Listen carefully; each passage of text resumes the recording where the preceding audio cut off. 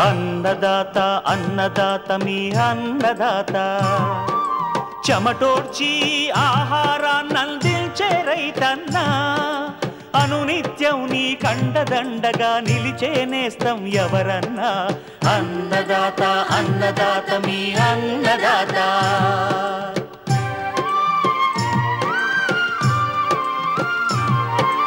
నూతన రీతుల సాగుబడికి నూరింతలు పెరిగే దిగుబడికి సూచనలిచ్చే సస్య రక్షణకు పశు పోషణకి శాస్త్ర విజ్ఞానం అందించి ముందుకు నడిపే తెలుగు రైతు భారతదేశానికి మకుటం అయ్యేలా తీర్చిదిద్దే ఆశయంతో మిమ్ము మేలు కొలిపేది అన్నదాత అన్నదాత అన్నదాత మీ అన్నదాత అన్నదాత అన్నదాత మీ అన్నదాత.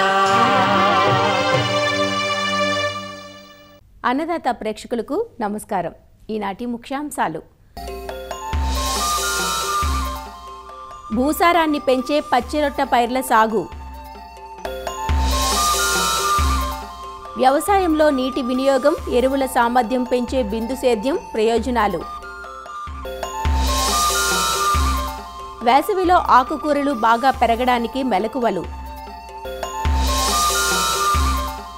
ఇంకా జై కిసాన్ వ్యవసాయ సమాచారం.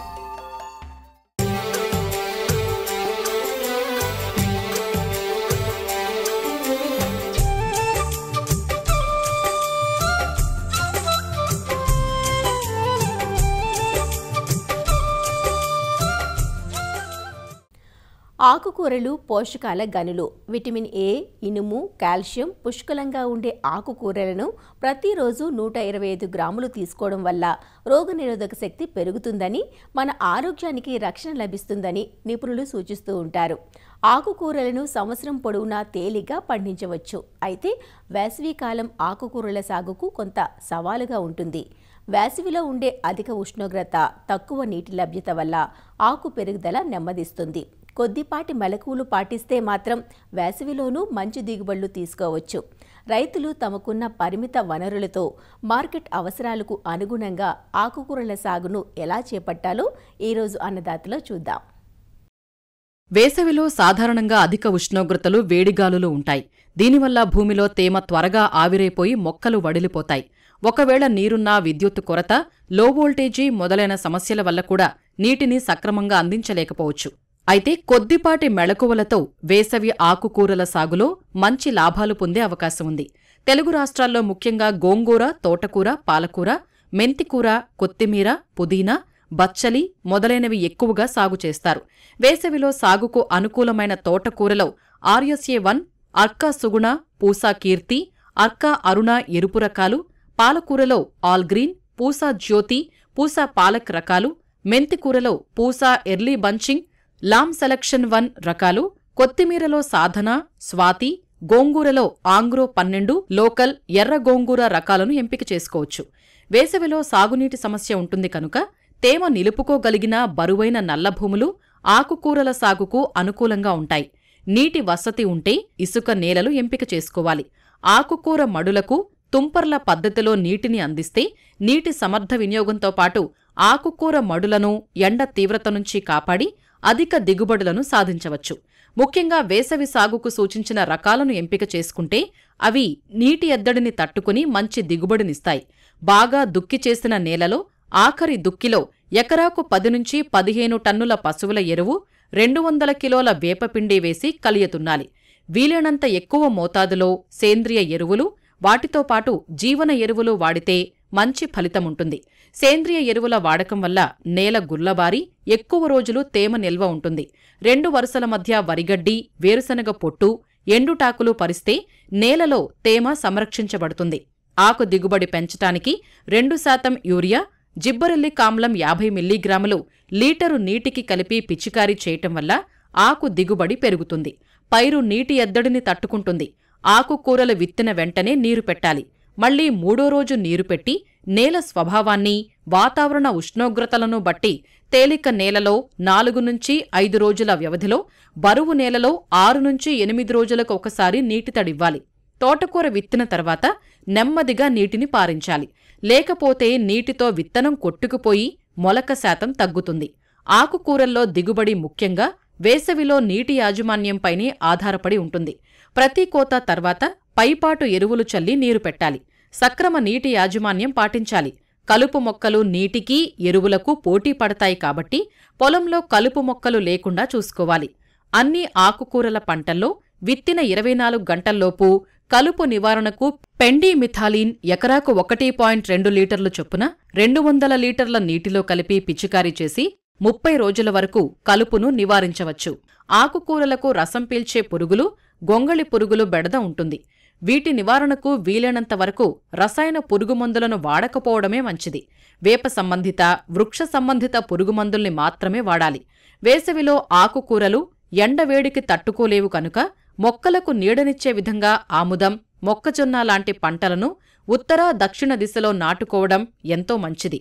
బోదెలు, కాల్వలు తూర్పు, పడమర దిశలో చేసి నాటితే ఒక మొక్క నీడ మరో మొక్కపై పడి ఎండ తీవ్రత తగ్గుతుంది.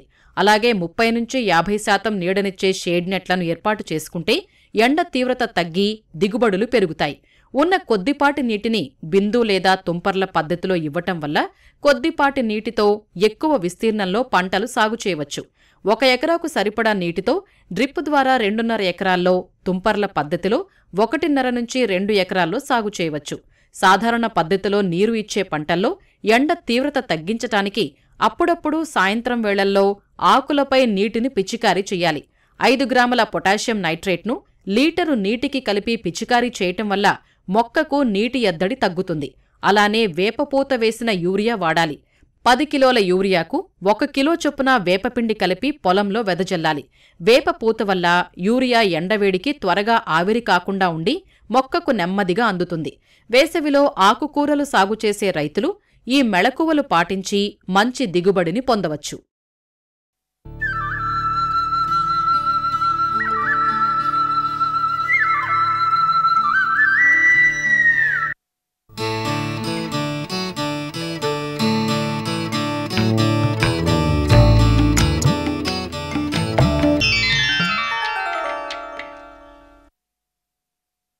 సారవంతమైన నేల పంటకు శ్రీరామరక్ష వంటిది. భూమిలో సత్తువ లేకపోతే విత్తనం ఎంత నాణ్యమైనదైనా పడిన శ్రమంతా బూడిదలో పోసిన పన్నీరవుతుంది. అందువల్ల వ్యవసాయం సుస్థిరంగా సాగాలంటే కేవలం రసాయన ఎరువులపైనే ఆధారపడకుండా సేంద్రియ ఎరువులను తప్పనిసరిగా అందించాలి. ముఖ్యంగా పశువుల ఎరువు లభ్యత తగ్గుతున్న ప్రస్తుత తరుణంలో తక్కువ ఖర్చుతో భూమిలో సత్తువ పెంపొందించేందుకు పచ్చిరొట్ట పైర్లు ఎంతగానో దోహదపడుతున్నాయి. ఖరీఫ్ పంటల సాగుకు ముందుగా జనుము, జీలుగ, పిల్లి పెసర, అలచంద వంటి పైర్లను పెంచి నేలలో కలియదున్నడం వల్ల రసాయన ఎరువులపై పెట్టే ఖర్చును 30-50% తగ్గించుకోవచ్చునంటూ పచ్చిరొట్టె ఎరువుల గురించి వివరాలు తెలియజేస్తున్నారు ఆచార్య ఎన్జీ రంగా వ్యవసాయ విశ్వవిద్యాలయం, పశ్చిమ గోదావరి జిల్లా ఉండి కృషి విజ్ఞాన కేంద్రం శాస్త్రవేత్త బాలాజీ నాయక్. ఇటీవల కాలంలో రైతు సోదరుల మధ్య నెలకొన్న పోటీ కారణంగా విచక్షణారహితంగా రసాయన ఎరువులు వాడుతున్నారు. దీనివల్ల సాగు ఖర్చులు పెరిగిపోవడమే కాకుండా నేల చౌడుబారిపోవడం, నేలలో పోషకాల సమతుల్యం దెబ్బతిని జింకు మరియు ఇతర సూక్ష్మ పోషక లోపాలు తలెత్తడం వంటి సమస్యలు ఈ మధ్యకాలంలో మనం చూస్తున్నాము. దీనితో పాటుగా భూగర్భ జలాలు కూడా కలుషితం కావడం, తెగుళ్ళు మరియు పురుగుల ఉధృతి ఎక్కువ కావడం వంటి సమస్యలు కూడా మనము ఈ మధ్యకాలంలో ఎక్కువగా చూస్తూ ఉన్నాము. ఈ పరిస్థితుల్లో రసాయనిక ఎరువుల వాడకాన్ని తగ్గించి నేల ఆరోగ్యాన్ని పెంపొందించడానికి పచ్చిరొట్టె ఎరువుల సరైన ప్రత్యామ్నాయమని మనం చెప్పుకోవచ్చు. ఈ పచ్చిరొట్టె పైర్ల వల్ల ఉపయోగాలు చూసుకుంటే తొలకరి వర్షాలకు ఉపయోగించుకొని మనం పచ్చిరొట్టె పైర్లను విత్తుకోవచ్చు. కాబట్టి నీటిని మరియు సమయాన్ని కూడా మనము సక్రమంగా వినియోగించుకున్నట్లు అవుతుంది. అలాగే ఈ పచ్చిరొట్టె పైర్లు కలుపును బాగా అణిచివేస్తుంది. కాబట్టి కలుపు సమస్య బాగా తగ్గించుకోవచ్చు. ఈ పంటలు గాలిలో నత్రజనిని స్థిరీకరించి పంటలో వేరు మీద ఉండే బుడిపలకి అందిస్తాయి. కాబట్టి నత్రజని ఎరువులను కూడా మనము 20-25% వరకు తగ్గించుకోవచ్చు. ఈ పైర్లను పూత సమయంలో అంటే 50% పూత దశ అంటాము. ఆ దశంలో గిన నేలలో కలియదున్నుకున్నట్లయితే ఈ సేంద్రియ పదార్థం అనేది నేలకు ఎక్కువగా అందిస్తాము. దీనివల్ల భూమి యొక్క భౌతిక మరియు రసాయనిక స్థితిగతులను మెరుగుపరుచుకోవచ్చు. భౌతిక పరిస్థితులు అంటే నేలలో గాలి మరియు నీటి ప్రసరణ బాగా జరిగేటట్లు చూసుకోవడము. రసాయనిక పరిస్థితి అంటే పాలచౌడు మరియు కారుచౌడు సమస్యలు బాగా తగ్గుతాయి. దీనితో పాటు నేలను మేలు చేసే బ్యాక్టీరియా బాగా వృద్ధి చెంది పంట కూడా ఆరోగ్యంగా మెరుగుపడుతుంది. పచ్చిరొట్ట కుళ్ళినప్పుడు ఏర్పడే హ్యూమస్ అనేటువంటి పదార్థం నేలలో ఉండి నీటిని మరియు పోషకాలని పట్టి ఉంచే ఒక క్రమ పద్ధతిలో మొక్కకు అందిస్తుంది. ఈ పచ్చిరొట్ట ద్వారా వచ్చే సేంద్రియ పదార్థం మనం వేసే ఎరువుల్లోని పోషకాలను గ్రహించి మెల్లమెల్లగా మొక్కకు అందిస్తుంది. ఈ పచ్చిరొట్ట పైర్లను నేలలో కలియదున్నడం వల్ల నేలలో ఉండే పురుగులు, శిలీంధ్ర బీజాలు కూడా తగ్గించుకునే అవకాశం ఉంటుంది. అయితే ఈ పచ్చిరొట్ట ఎరువులు 2 రకాలుగా మనం విభజించుకోవచ్చు. ఒకటి వచ్చేసరికి ఈ పప్పు జాతికి సంబంధించినటువంటి జీలుగ కానివ్వండి, జనుము, పిల్లి పెసర, అలసంద వంటివి. వీటికి ఏంటంటే మనము ఆ మొక్క మొత్తానికి ఒకేసారి పొలంలో కలియదున్నుకోవచ్చు. రెండోది వచ్చేసరికి ఓన్లీ ఆకులు మాత్రమే మనము గ్రీన్ మెన్యూర్గా వాడతాము. అందులో గానుగ కానివ్వండి, వెంపలి, జిల్లేడు, గ్లైరిసీడియా, సీమ తంగేడు వంటి ఈ పచ్చి రొట్టె ఆకులను కూడా మనము ఈ గ్రీన్ మెన్యూర్స్గా వాడుకోవచ్చు. వర్షాధార ప్రాంతాల్లోనైతే పచ్చి రొట్టె పంట వేయడానికి కొన్ని చోట్ల మనకి నీటి వసతి ఉండదు. అట్లాంటి చోట్ల మనము ఇట్లాంటి ఆకుల్ని తీసుకొచ్చి మనం వేసుకునే అవకాశం ఉంటుంది. ఇక పచ్చి రొట్టె ఎరువుల్ని మనం ఏ విధంగా వేసుకోవాలి అనుకుంటే ఫస్ట్ది వచ్చేసరికి జీలుగ. ఈ జీలుగ ఎకరానికి 10 నుంచి 12 కిలోల వరకు విత్తనం అవసరం అవుతుంది. చౌడు భూములు అంటాం కదా, అటువంటి చోట్ల ఈ జీలుగను మనం ఎక్కువగా వాడుకోవచ్చు. రెండోది వచ్చేసరికి జనుము. ఈ పంటను అన్ని రకాల నేలల్లోనూ సాగు చేసుకోవచ్చు. పచ్చి రొట్టెగాను, తర్వాత పశువులు మేతగాను వాడుకోవచ్చు. ఎకరానికి వచ్చేసరికి మనకు 12 నుంచి 15 కిలోల విత్తనం అవసరం అవుతుంది. ఎకరానికి ఇది 5 నుండి 6 టన్నుల వరకు పచ్చి రొట్టె ఎరువులను మనకి పొలానికి అందించినట్లు అవుతుంది. తర్వాత మూడోది వచ్చేసరికి పిల్లి పెసర. ఈ పంటను తేలిక మరియు బరువు నేలల్లో సాగు చేసుకోవచ్చు. ఎకరానికి 6 నుంచి 8 కిలోల విత్తనం అవసరం అవుతుంది. ఇది వచ్చేసరికి మనకి ఎకరానికి 3 నుంచి 4 టన్నుల పచ్చి రొట్టెని మనకి నేలకి అందిస్తుంది. అలసంద ఎకరానికి 14 నుంచి 15 కిలోల విత్తనం అవసరం అవుతుంది. ఈ అలసందలో ఎకరానికి 15 టన్నుల వరకు మనకు పచ్చి రొట్టె నేలకు అందిస్తుంది. దీనితో పాటుగా 2 నుంచి 3 క్వింటాల గింజ కూడా మనకి ఆదాయం వస్తుంది. ఈ పచ్చి రొట్టె ఎరువులు విత్తనం వేసిన తర్వాత పంటను బట్టి ఇది పూత దశ ఉంటుంది. మనకి 50% ఫ్లవరింగ్ ఎప్పుడైతే వస్తుందో ఆ దశలో మనము ఈ నేలలో గిన కలియదున్నినట్లయితే 6 నుంచి 7 కిలోల నత్రజని, తర్వాత 1 నుంచి 1.5 కిలోల భాస్వరము మరియు 4.5 నుంచి 5 కిలోల వరకు పొటాషియంని మనకి డైరెక్ట్గా భూమికి అందించినట్లు అవుతుంది. ఇవే కాకుండా ఉప పోషకాలైనటువంటి గంధకం, కాల్షియం మరియు ఇతర సూక్ష్మ పోషకాలు కూడా సరైన మోతాదులో మనం పంటకు అందించినట్లు అవుతుంది. కాబట్టి రైతు సోదరులు వేసవి కాలంలో పడే తొలి వర్షాలకు ఉపయోగించుకొని పచ్చి రొట్టె పైర్లు పెట్టుకోవడం వలన నేల ఆరోగ్యాన్ని కాపాడుకోవడంతో పాటు 20 నుంచి 25% అధిక దిగుబడిని కూడా పొందవచ్చు.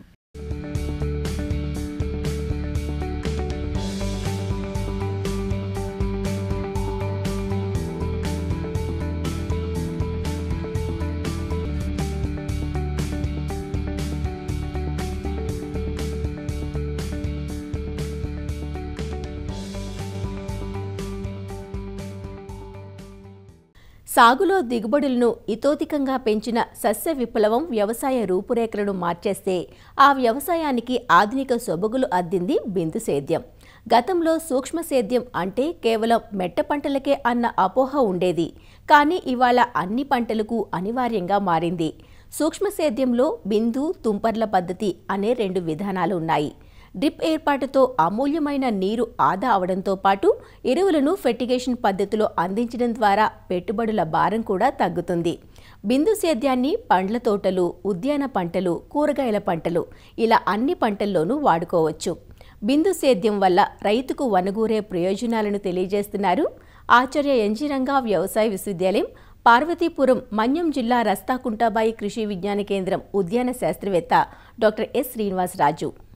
ఎక్కువ దిగుబడి రావాలంటే అధిక నీరు అవసరం లేదు.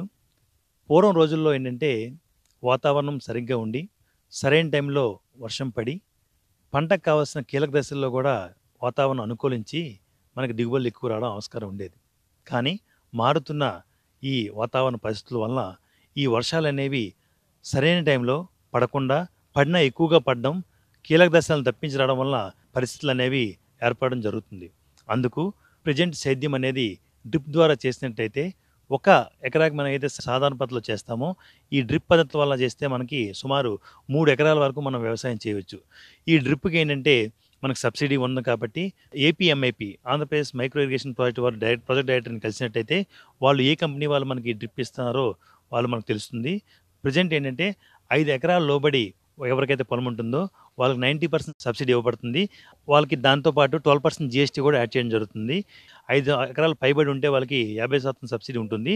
అయితే ఒక ఎకరాకి ఒక పంటకి ఎంత ఇవ్వాలని చెప్పేసి వాళ్ళు ఫిక్స్ చేసి ఉంటుంది. కానీ మనం బోరు దూరంగా ఉండి మనకి ఎక్కువ పైపులు కావాల్సి వచ్చి ఎక్కువ డ్రిప్ కావాల్సి ఆ ఎక్స్ట్రా అమౌంట్ మాత్రం రైతు పే చేయాల్సిన అవసరం ఉంటుంది. అన్ని రకాల పంటలకు డ్రిప్ అత్యంత అనుకూలమైనది. ముఖ్యంగా వాణిజ్య పంటలైన అరటి, కొబ్బరి, ఆయిల్ పాము, అదేవిధంగా కూరగాయ పంటలకి, ఔషధ మొక్కలు, అదేవిధంగా పూల తోటలకి, అన్ని ఉద్యాన పంటలకి, అదేవిధంగా అల్లము, ఆనియన్, ఉల్లిపాయలు, అదే వెల్లుల్లికి కూడా మనకి ఈ తుంపర సేద్యం అనేది చాలా అత్యంత అనుకూలమైనది. ఈ తుంపర సేద్యం చేసుకొని మనం తీసుకోవాల్సిన కొన్ని జాగ్రత్తలు తీసుకున్నట్లయితే ఏ అయితే ఈ డ్రిప్ ఉన్నాయో ఆ డ్రిప్ పరికరాలని కూడా ఐఎస్ఓ పరికరాలను ఇండియన్ స్టాండర్డ్ ఆర్గనైజేషన్ వాళ్ళు తీసుకున్న పరికరాలు మాత్రమే వాడుకోవాలి. ఈ డ్రిప్కి వాడే మన హెడ్ కంట్రోల్ యూనిట్ ఫిల్టర్స్ ఏవైతే ఉన్నాయో అది వేసేటప్పుడు కింద కాంక్రీట్ ఇచ్చినట్టయితే దానికి చాలా బలంగా ఉండి డ్రిప్ నిర్వహణకు అత్యంత అనుకూలంగా ఉంటుంది. ఈ ఫిల్టర్స్ కూడా చాలా ముఖ్యమైనవి. Gravel filter, sand filter, hydrosonic filter, different filters ఉన్నాయి. నీరు ఎక్కడి నుంచి తీసుకున్నాం, బావి నుంచి తీసుకుంటే ఒక విధంగా, అదేవిధంగా బోర్ నుంచి తీసుకుంటే ఒక విధంగా మారుతూ ఉంటాయి. కాబట్టి మనం తీసుకునే నీటి వసతి బట్టి అత్యంత అనుకూలంగా మనం ఏదైతే ఫిల్టర్ ఉంటుందో దాన్ని మనం పరిగణలో తీసుకొని దాన్ని వాడుకోవాలి. అయితే ఈ డ్రిప్ మనం పెట్టే ముందు ఏం చేస్తామంటే మన డ్రిప్ యొక్క సామర్థ్యం ఎంత, మనం ఎంతవరకు ఎన్ని ఎకరాల వరకు డ్రిప్ మనం పెట్టగలము, మనకు బోరు యొక్క ఎన్ని ఇంచులు బోరు పడుతుంది, ఆ బోరు నుంచి పీడనం ఎలా ఉంటుంది, దాన్ని పరిగణలో తీసుకోవాలి. మన మట్టి నమూనా కూడా మనం సేకరించి దాన్ని పరిశీలించాలి. దాంతోపాటు నీరు ఎక్కడి నుంచి నీరు తీసుకుంటాం, దాని యొక్క పీహెచ్, దాని యొక్క లవణాలు ఎలా ఉన్నాయి, కార్బోహైడ్రేట్స్, బైకార్బోనేట్స్ ఎలా ఉన్నాయి దాని గురించి. ఎందుకంటే ఈ మనం డ్రిప్ వాడేటప్పుడు, ఫెర్టిగేషన్ వాడేటప్పుడు ఇది నీరు అనేది చాలా ప్రాథమిక పాత్ర పోషిస్తుంది. ఎందుకంటే ఎరువుల అందజేత మొక్కకి అనేది చేసే దాంట్లో ఇది ప్రధాన పాత్ర పోషిస్తుంది. అది కూడా మనం జాగ్రత్తగా చూసుకోవాలి.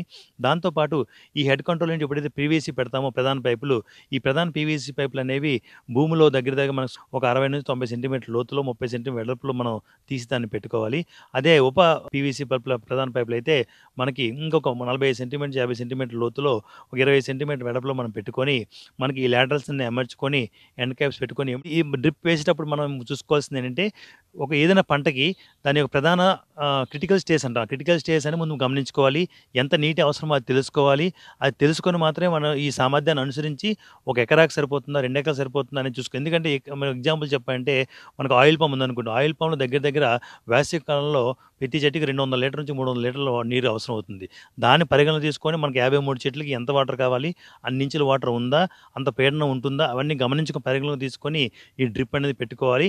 ఈ డ్రిప్ మెయిన్ ఏంటంటే వేరు వ్యవస్థకి డ్రాప్గా 2 LPH ఎమిటర్స్ ఉంటాయి. ఈ ఎమిటర్స్ ఏంటంటే 2 LPH 2 లీటర్స్ పర్ అవర్ ఉంటుంది, 4 LPH ఉంటుంది, 8 LPH ఉంటుంది, 16 LPH. ఇవి రకరకాల ఎమిటర్స్ ఉంటాయి. ఇవి మనకి ఎంతైతే క్రిటికల్ స్టేజ్ ఎంత వాటర్ కావాలో దాన్ని బట్టి LPH మనం పెట్టుకుంటాము. ఈ ఫెర్టిలైజర్స్ ఏవైతే ఉన్నాయో ఆ ఫెర్టిలైజర్స్ని మన డ్రిప్లో ఇచ్చేదాన్నే మనం ఫెర్టిగేషన్ అంటాము. ఈ ఫెర్టిగేషన్ చేసుకోవడానికి ఏంటంటే ముఖ్యంగా మనకి అన్ని రకాల ఎరువులు మనకు వేసుకోకూడదు.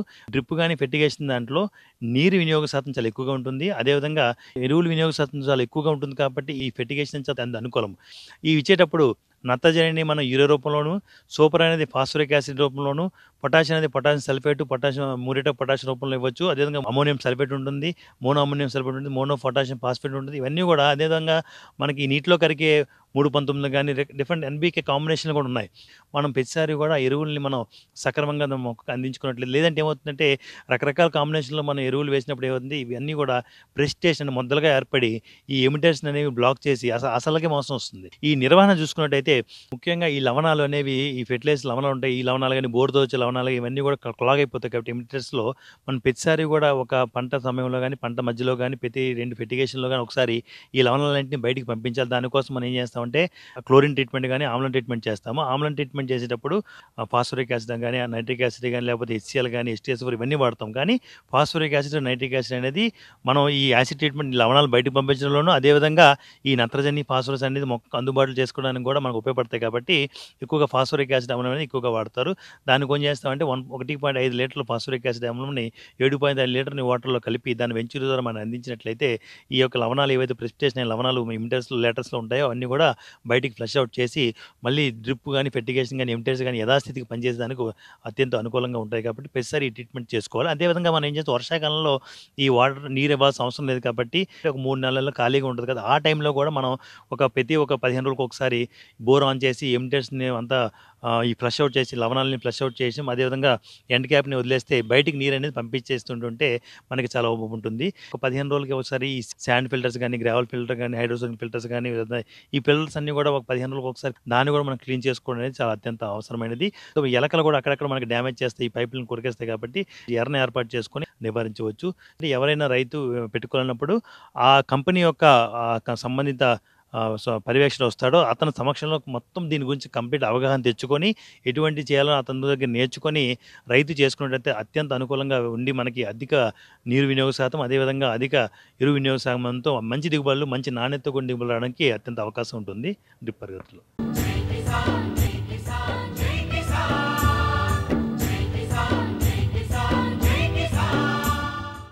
వ్యవసాయ సమాచారం ఇప్పుడు జై కిసాన్లో చూద్దాం. నల్గొండ జిల్లా మిర్యాలగూడ మండల పరిధిలో పశుసంవర్ధక శాఖ ఆధ్వర్యంలో పశువులకు గాలికుంటు వ్యాధి నివారణ టీకాలను ఉచితంగా పంపిణీ చేస్తున్నారు. మార్చి 15 నుండి ఏప్రిల్ 15 వరకు ఉచిత టీకాల పంపిణీ కార్యక్రమం జరగనున్నట్లు అధికారులు చెబుతున్నారు. ప్రతి 6 నెలలకు ఒకసారి ఈ టీకాల కార్యక్రమం చేపడుతున్నట్లు వివరించారు. త్వరితగతిన వ్యాప్తి చెందే గాలికుంటు వ్యాధితో పశువుల్లో ఉత్పాదకత సామర్థ్యం తగ్గిపోతుందని, ఒక పశువుకు వ్యాపిస్తే త్వరితగతిన మంద మొత్తానికి ఈ వైరస్ వ్యాప్తి చెందే అవకాశం ఉందని, కావున ప్రతి పాడి రైతు తమ పశువులకు ఈ టీకాలను ఇప్పించాలని అధికారులు సూచిస్తున్నారు. గాలికుంటు రోగం రాకుండా మనం ఈ గ్రామంలో యాదగారిపల్లి గ్రామంలో టీకాలు వేయడం జరుగుతుంది. యాదగారిపల్లి గ్రామంలో దాదాపు 1200 గేదెలు ఉన్నాయి. వీటన్నిటి కూడా గాలు వేయకుండా, గాలికుంటు రోగం రాకుండా వ్యాధి నివారణ టీకాలు ఉచితంగా వేయడం జరుగుతుంది. ముఖ్యంగా ఈ గాలికుంటు రోగం అనేది ఒక వైరస్ ద్వారా వస్తుంది. ఈ పికార్నా వైరస్ అనే దాని ద్వారా వస్తుంది. ఇందులో 60 రకాల స్ట్రెయిన్స్ ఉన్నా కానీ ముఖ్యంగా మన యొక్క రాష్ట్రంలో, మన జిల్లాలో 7 రకాలు OAC, ఏషియా1, ఏషియా2, ఏషియా3 మరియు ఏషియా7 అనే స్ట్రెయిన్స్ ఇక్కడ కనబడుతున్నాయి. వాటి తగ్గట్టుగానే టీకా తయారు చేయడం జరిగింది. ఈ టీకాని వేసుకుంటే మనం 6 నెలలకు ఒకసారి వేసుకుంటే ఈ గాలికుంటు రోగం అనేది రాకుండా ఉంటుంది. ఈ గాలు వేయడం వల్ల ముఖ్యంగా ఏంటంటే పాలు కానీ బయటికి మనం వేరే దేశాలు కానీ ఎక్స్పోర్ట్ చేయడానికి ఇబ్బంది అవుతుంది. కాబట్టి ఈ గాలికుంటు రోగం అనేది లేకుండా మన యొక్క రాష్ట్రాన్ని గాలికుంటు రహిత, వ్యాధి రహిత రాష్ట్రంగా తయారు చేయాలని ముఖ్యంగా మన రాష్ట్ర ప్రభుత్వము కేంద్ర ప్రభుత్వ సహాయంతో ఈ టీకాల కార్యక్రమం 6 నెలలకు ఒకసారి నిర్వహించడం జరుగుతుంది. ఈ గాలు వేయడం వల్ల ముఖ్యంగా ఏంటంటే రైతులకు చాలా నష్టం జరుగుతుంది.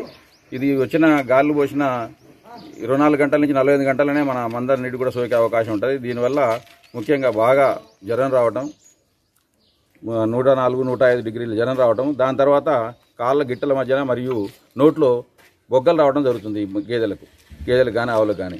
దీనివల్ల ఏంటంటే బాగా జ్వరం రావడం వల్ల ఈ ఒళ్ళు నొప్పులకు పాలన్నీ కూడా పోవడం జరుగుతుంది. పాలు పోవడం వల్ల ఒకసారి ఈ జబ్బు వస్తే దాదాపు ఒక ఈతలో ఉన్న పాలు మొత్తం కూడా దాదాపు పోయే అవకాశం ఉంది. ఇది మొదలే మనం టీకా వేసుకుంటే మాత్రం ఈ రోగ నివారణ అనేది జరుగుతుంది.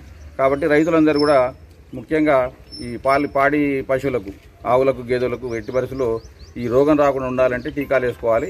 ఇందువల్ల విదేశీ ఆవాలంటే జెర్సీ HF వాటికి వస్తే అసలు అవి దాదాపు 3-4 ఈతల వరకు కూడా అవి నష్టపోవడం జరుగుతుంది. కాబట్టి ఎట్టి పరిస్థితుల్లో కూడా అశ్రద్ధ చేయకుండా రైతు సోదరులందరూ కూడా ఈ యొక్క టీకాలు సంవత్సరానికి 2 సార్లు ఉచితంగా వేస్తున్నాం. మేము అందరూ కూడా వేయించుకోవాలని మనవి చేస్తున్నాము. గాలికుంటు వ్యాధి నివారణ టీకాలు మార్చి 15 నుంచి ప్రారంభమయ్యాయి. మొత్తం మిర్యాలగూడ మండలంలో 46 గ్రామ పంచాయతీలు ఉన్నాయి. దీంట్లో మా దగ్గర ఉన్న స్టాఫ్ 25 మంది దాకా ఉన్నాము. మేమందరం కలిసి ప్రతిరోజు ఒక్కొక్క గ్రామానికి ఉదయం 7:30 గంటలకి అక్కడ ఉన్న అన్ని పశువులకి 4 నెలల పైబడ్డ దూడల దగ్గర నుంచి మిగతా అన్ని పశువులకి ఈ టీకాలు వేయడం జరుగుతుంది. అందరూ కంపల్సరీగా ఈ కార్యక్రమాన్ని సద్వినియోగం చేసుకోగలరు. మరిన్ని విభిన్న అంశాలతో రేపటి అన్నదాతలు మళ్ళీ కలుసుకుందాం. అంతవరకు సెలవు, నమస్కారం. అన్నదాతలు తమ సందేహాలు, సమస్యలను 1800-425-4085 టోల్ ఫ్రీ నంబర్లో ఉదయం 10 నుంచి 11 గంటల మధ్య పని దినాలలో సంప్రదించగలరు. ఈ కార్యక్రమాన్ని యూట్యూబ్లో www.youtube.com/అన్నదాత ఈటీవీ లింక్ ద్వారా వీక్షించవచ్చు. అన్నదాత కథనాలు ఈటీవీ విన్ మొబైల్ యాప్లోనూ వీక్షించండి.